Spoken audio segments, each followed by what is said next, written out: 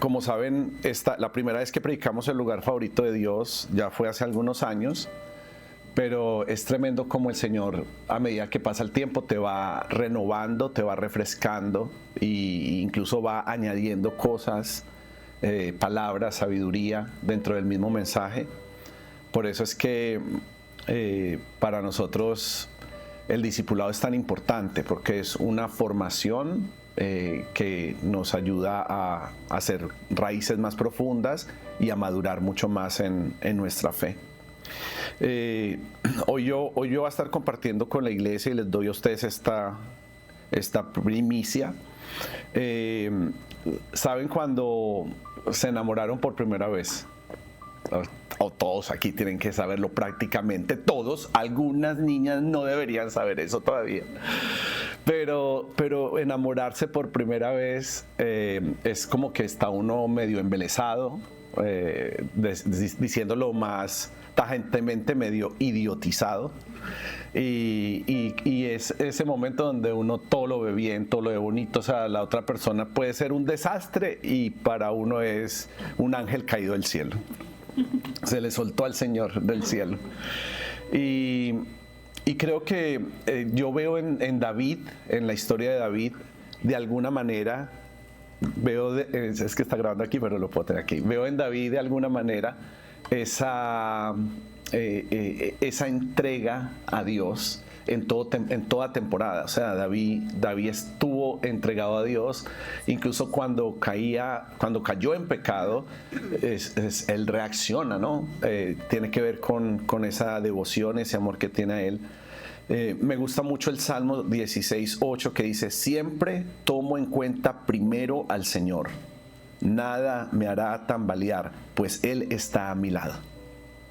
Y creo que cuando aquí la palabra de Dios para todos en esta versión hace ese énfasis: en medio de cualquier situación, ¿qué es lo primero? Tomarlo en cuenta a Él. Las circunstancias no nos tienen que mover, no nos pueden hacer temblar, no nos deben de hacer tambalear. Somos seres humanos, se vale estar inquietos, se vale tener miedo. Yo he sido muy vulnerable siempre, diciendo cómo he tenido que luchar con el temor, porque hasta una lagartija me producía temor hace algunos años. ¡Qué vergüenza! Pero yo, hasta que aprendí a matar las lagartijas con Lysol, ya ahí se me fue quitando el miedo. Las llenó de Lysol y ahí ya quedaban tiesas las pobres. Ahora nuestros hijos las cogen así, como si no la hagan nada, y las cogen y las sacan y las vuelven a su hábitat. Pero uno va creciendo y venciendo esos temores. El rey David en este Salmo 16 nos está expresando el secreto de su vida. Y yo creo que estas tres cosas son las que quiero hacer énfasis en ustedes en esta primera parte. Lo primero es que cada uno de nosotros, si somos hijos de Dios, si somos servidores del Señor, necesitamos priorizar nuestra relación con Dios por encima de todas las cosas. Debemos de priorizar, ese debe ser nuestro enfoque principal. Y porque es que si nosotros no estamos radicales con esto, estamos viviendo religiosidad. Y es muy fácil vivir, porque yo creo que la gran mayoría de los que estamos aquí venimos de un trasfondo religioso, de una o de otra manera. Quizás el otro porcentaje viene de un trasfondo de ateísmo, posiblemente, pero creo que la mayoría puede venir de un trasfondo religioso. Y es muy fácil mudarse de iglesia. Es muy fácil ir de una esquina a otra. Pero aquí lo importante es que nosotros podamos tener como enfoque principal nuestra relación con Dios. Y eso fue lo que hizo David.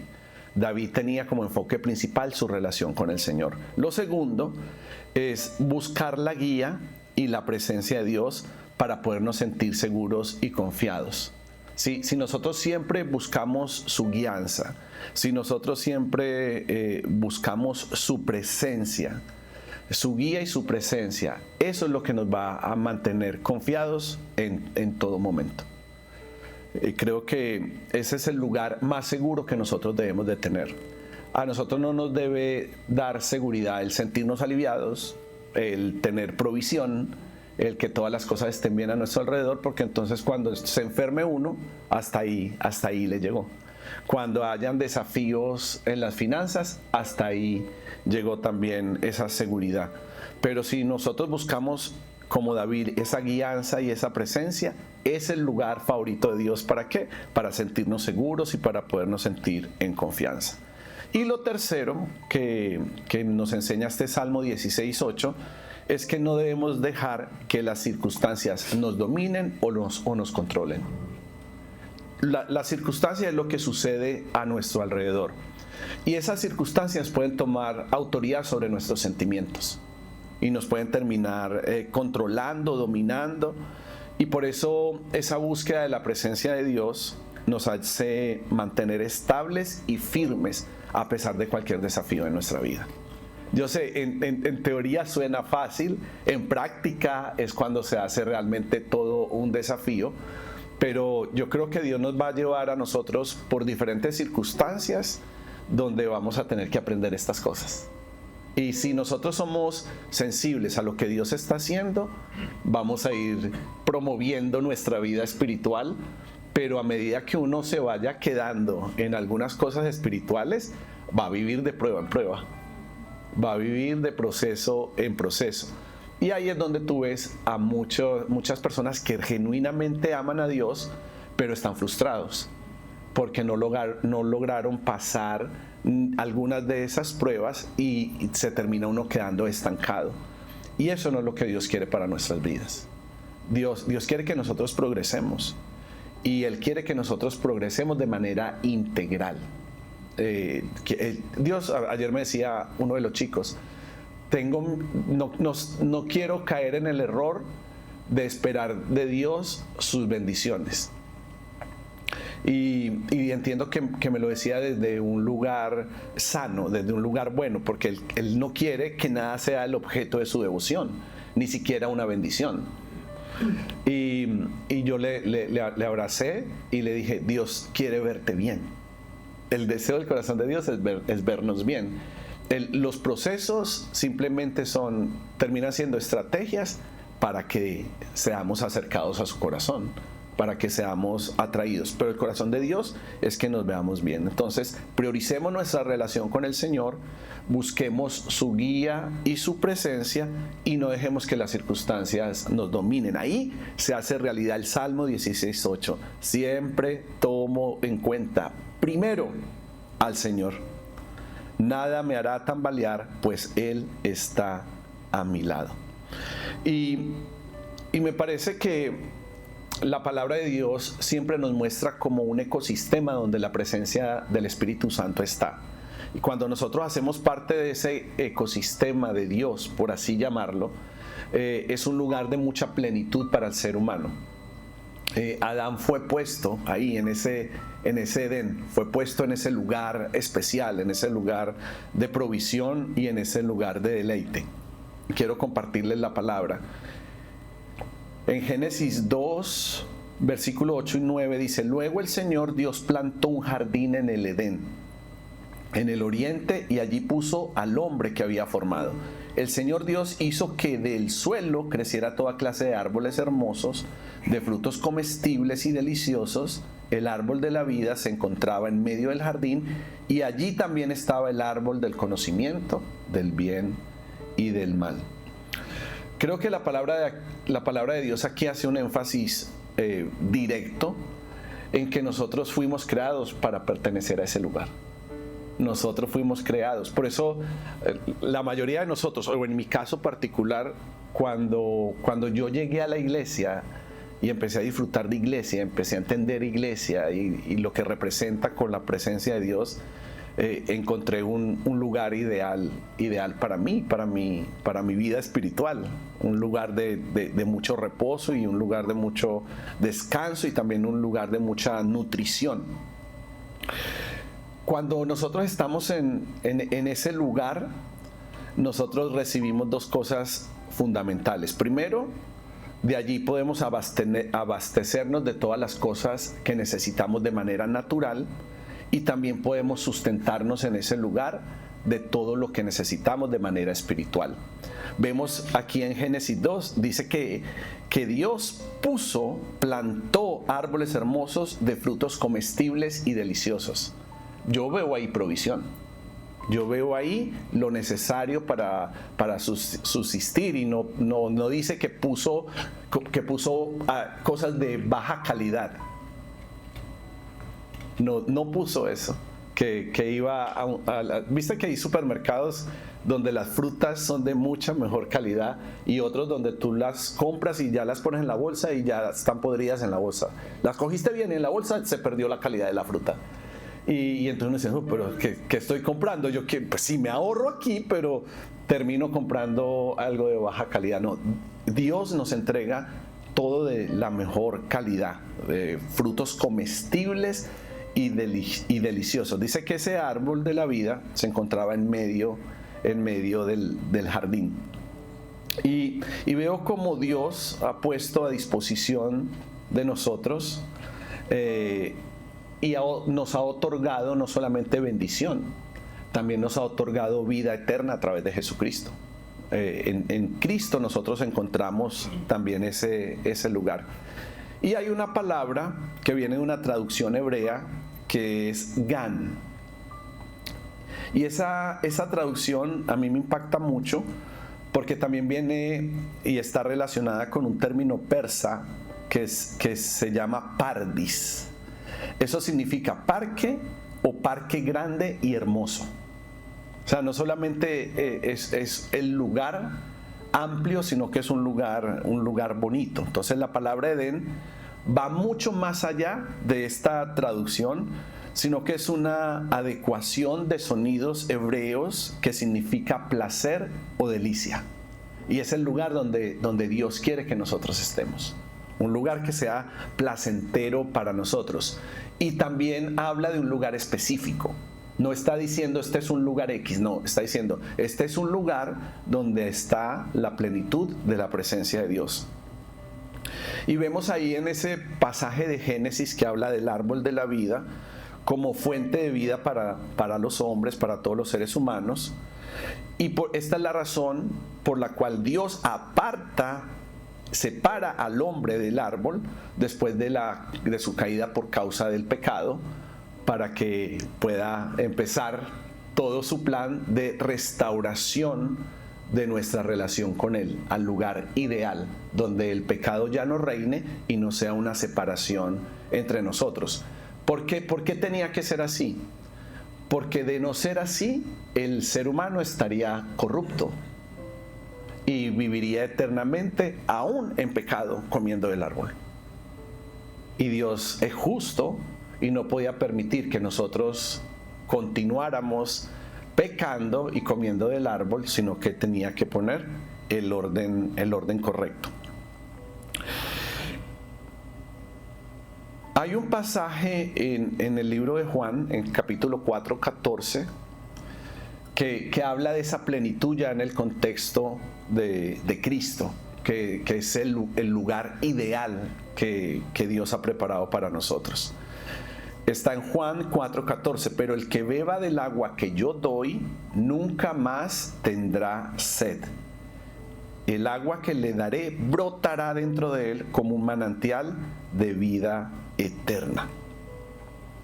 Creo que nada de las cosas aún buenas de este mundo nos van a terminar de saciar. Nada va a ser plenitud para nosotros. Necesitamos encontrar esa agua que solamente en Cristo podemos recibir. ¿Para qué? Para nunca volver a tener sed, para nunca volver a tener necesidad, para nunca estar deseando que las personas o las cosas o los placeres de este mundo sean lo que nos llenen y lo que nos deleiten, porque nada de eso nos va a terminar de saciar, nunca. Podremos creer que estamos saciados por un tiempo, pero luego de ese tiempo vamos a volver a tener necesidad de volver a llenar esos vacíos con cosas más grandes, con cosas mayores, que va a ser un ciclo interminable y nunca vamos a terminar de saciarnos, porque Cristo es el estado ideal de nuestro paso aquí por la tierra. Ese es el estado ideal, el lugar ideal. Todo vacío que este mundo y sus cosas no pueden llenar será saciado única y exclusivamente por la persona de Jesucristo. Los que de pronto estamos ya más grandecitos y ya intentamos de muchas formas, o los que conocimos al Señor ya un poco más grandes, vimos que no saciaban las cosas de este mundo, que simplemente eran como pañitos de agua tibia que no terminaban de traer ningún alivio. Y por eso Cristo es el estado ideal. Y hay tres cosas fundamentales que yo quiero compartir con ustedes con respecto a esto y la persona de Jesucristo. Y es que Cristo nos ayuda a encontrar satisfacción espiritual. Ninguna religión, ningún dogma, ninguna otra fuente espiritual van a producir esa satisfacción espiritual. Incluso si vivimos el cristianismo de manera religiosa, tampoco. O sea, no hay garantía de que estemos aquí y podamos ser satisfechos completamente. Porque es Cristo, es su persona, es la realidad de Cristo en nosotros, como primero. Segundo, Cristo es el único que nos puede ayudar a experimentar transformación interior. Solamente Cristo nos puede transformar, porque ni la persona que más nos ama nos puede cambiar. Nada, yo sé que cuando uno se convierte en papá, uno hace ajustes, yo sé, porque todos los hicimos, y los que somos padres sabemos que cada hijo provocó ajustes en nosotros, pero no quiere decir que un hijo nos va a cambiar completamente. No, hacemos ajustes, pero solamente Cristo nos puede ayudar y hacer que experimentemos una verdadera transformación interior. Y lo tercero, y creo que lo más importante, es que Cristo nos ayuda a vivir con esperanza y con propósito. La plenitud de Cristo logra estas cosas, que nos podamos sentir satisfechos, que podamos experimentar una transformación interior y que podamos vivir en esta vida con esperanza y con propósito. Por eso el lugar ideal que nosotros podemos tener en este mundo es haber alcanzado el conocimiento y la revelación de lo que el Hijo de Dios hizo en la cruz, y el significado no solamente de su muerte, sino de su resurrección, el contexto de todo el plan eterno de Dios con su segunda venida y su plan redentivo a toda la humanidad. Entonces, yo veo que siempre va a haber como un paralelismo y una pugna entre las cosas de este mundo y el reino de Dios. Y creo que es una buena definición, porque el mundo lo único que nos puede ofrecer es cosas. Pero Cristo nos entrega, nos permite participar de su reino. Esa es la gran diferencia. El mundo solo puede ofrecer cosas, pero en Cristo nosotros encontramos el reino de Dios. Entonces, las cosas de este mundo en paralelo con las bendiciones de caminar de acuerdo a su justicia. O sea, el mundo te ofrece cosas pasajeras y cosas que al final no te van a terminar satisfaciendo.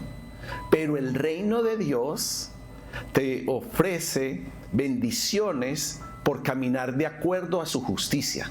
Cuando nosotros caminamos de acuerdo a la justicia de Dios, entonces recibimos sus bendiciones, las bendiciones de Dios, no lo que nos ofrece las cosas de este mundo. Y allí es muy importante, porque por esta razón es que podemos querer seguir a Jesús, pero estar insatisfechos con la vida que tenemos. Porque en realidad no hemos hecho ese cambio, ese switch de decir, ok, ahora entiendo que no vivo por las cosas de este mundo y lo que Él me puede ofrecer, sino que de ahora en adelante voy a vivir por el reino de Dios y su justicia y las bendiciones que ésta nos puede añadir. Esa es la razón por la cual grandes hombres o mujeres de fe estuvieron dispuestos a dejar todas las cosas de este mundo para seguir en pos de la verdad de Jesucristo, sin importar el negarse a sí mismos. sin importar el desechar las cosas de este mundo, a estimarlas como si fuera estiércol sus propios logros, y poder encontrar en Cristo la verdad, la plenitud y la abundancia de caminar de acuerdo al propósito eterno. Y por eso la invitación de Jesús dice: vengan y coman alimento de mi sabiduría y beban el vino que he preparado. O sea, Jesús dice, este mundo te ofrece alimento perecedero, pero yo te ofrezco algo genuino y algo que es realmente verdadero. Y tomo este Proverbio 9:5 porque veo aquí vino como ese símbolo de la comunión y el pacto entre Dios y nosotros, pero también una invitación a adquirir el conocimiento de Dios y aplicarlo a nuestra vida diaria.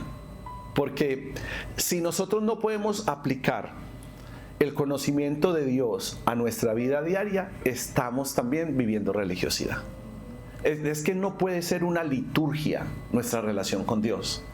Tiene que ser una realidad práctica en nuestra vida, que nos impactó primeramente a nosotros porque nos transformó en nuestro interior, pero que nos convierte a nosotros en un reflejo de la bondad y de la misericordia de Dios para que otros también sean alcanzados. Hay un teólogo cristiano, un filósofo de estos cristianos que dicen cosas que a mí me marcan. Y él se llama, no sé si está vivo todavía, no sé, la verdad, Thomas Watson. Y Thomas Watson dice: el primer fruto del amor es la meditación en la mente de Dios. Por eso el ejemplo de pensar cómo vivimos esa primera vez que nos enamoramos nos ayuda a entender un poco cuál es el estado en el que nosotros debemos de estar. Porque la verdad, yo quería saber lo que estaba en los pensamientos de Erika. Yo decía, pero yo quiero saber qué piensa, yo quiero saber qué quiere, yo quiero saber qué decide. ¿Por qué? Porque yo la quería complacer. Lo único que yo quería en esta vida era complacerla a ella. Entonces me obsesioné en ese momento por complacerla a ella. Pero para complacer a una persona, ¿tú qué tienes que hacer? Conocerla. Tú no puedes complacer a alguien que no conoces. Tú no vas a poder complacer el corazón de Dios si no conoces lo que Él quiere, lo que Él ama, lo que a Él le duele, lo que Él espera. Cuando tú conoces sus pensamientos, y lo dice ahí Thomas Watson, para poder experimentar el primer fruto del amor, es que podamos estar meditando en la mente de Dios, meditando en su corazón. Entonces, ¿cuál sería el consejo práctico? Porque si estoy hablando de ser práctico, yo quiero darles un consejo práctico. Porque este es el momento del domingo donde ustedes reciben la instrucción para su semana. Ustedes ya ahorita van a servir y van a sentir el Espíritu Santo fluir a través de ustedes, y el Señor nos va a utilizar. Y eso es espectacular, porque no hay nada mejor para nosotros que sentir que el Señor tiene la confianza de usarnos para su servicio. Pero el consejo práctico de esto, para poder profundizar en su corazón, en la mente de Dios, es que podamos estudiar su palabra, buscar su guía constantemente y también aprender de nuestra experiencia personal. Para que nosotros podamos avanzar, es necesario entender muy bien cuál fue el momento o los momentos de nuestra vida donde nos hemos equivocado, y también saber destacar aquellos momentos donde hemos acertado. No solamente darnos látigo por nuestros errores, sino entender cuáles fueron momentos de nuestros aciertos para seguir caminando por allí. Tanto entender lo que hicimos mal como entender lo que hicimos bien. Y otro consejo práctico es que nosotros tengamos cuidado en nuestras relaciones. Tenemos que tener relaciones con personas que sean sabias. Si nosotros nos relacionamos con gente sabia, seremos sabios. Si nosotros nos relacionamos con personas que tienen temor de Dios, entonces nosotros vamos a tener temor de Dios. Pero si nos relacionamos con personas que pueden decir que aman a Dios, pero tienen un estilo de vida que no lo glorifica a Él, entonces definitivamente también nos vamos a impregnar de todas estas cosas. Tenemos que estar fuerte para que nosotros seamos impacto para otros. El mundo no nos puede afectar. Nosotros tenemos que afectar y contagiar a la gente de este mundo. Nosotros somos los que los tenemos que impactar. Y hay 3 efectos directos de nuestra nueva vida en Cristo. Este puede ser un buen balance para usted en este día. A ver cómo usted está realmente siendo un instrumento, o su nueva vida en Cristo está produciendo algo. ¿Qué estás produciendo con tu nueva vida en Cristo? Porque hay 3 efectos que quiero compartirles. Primero, es que te conviertes en una persona con influencia positiva.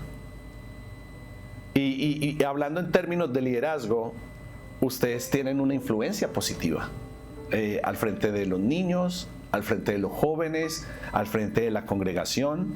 Es una influencia positiva. La gente nos ve. La gente viene a la iglesia para encontrarse con Dios. Y mientras se encuentran con Dios, nos ve. Y la gente nos está viendo. Ellos ven nuestra vida, nuestras acciones, si somos justos, si somos iguales con todas las personas, si hay rectitud en nuestra manera de ser. Esa influencia quiere decir que nosotros vamos a atraer a otros a nuestra propia forma de vivir, porque Cristo ya nos ha impactado. Ese es un efecto inmediato. El segundo efecto es que ganamos almas para Dios. Si Cristo es real en nuestra vida, nosotros vamos a alcanzar a otros. Es que no nos podemos quedar con la bendición para nosotros solos. Pero si no hemos experimentado esa transformación, definitivamente no vamos a poder atraer a otras almas para Dios. Entonces, esa sabiduría que Dios nos da es para tener la capacidad de llevar a otros a interesarse y a conocer a Dios. Porque yo puedo decir que tengo un grado de sabiduría, porque en mi liderazgo lo que más provoco es que otros quieran vivir en obediencia a Dios, que otros quieran conocer más a Dios. Ese es el liderazgo, que podamos impactar a otros de manera positiva, de manera espiritual, no con positivismo, sino con la verdad de Cristo. Un efecto directo es que nosotros ganamos almas para Dios. Y lo tercero, y muy importante y clave en las próximas semanas, es el fruto espiritual. Un efecto de nuestra nueva vida en Cristo es que damos fruto. El fruto espiritual, ¿qué es? Las cualidades, las características de personas que aman a Dios, que lo siguen. El fruto tiene que ver con la bondad, con la compasión y con la integridad. O sea, una persona que ha entregado su vida a Cristo, que Cristo ya gobierna a través de él, es una persona en esencia buena, que quiere hacer el bien, que en esa persona abunda la bondad. Es una persona que tiene compasión de los otros y que vive un estilo de vida de integridad en la sociedad. Colóquese de pie, por favor.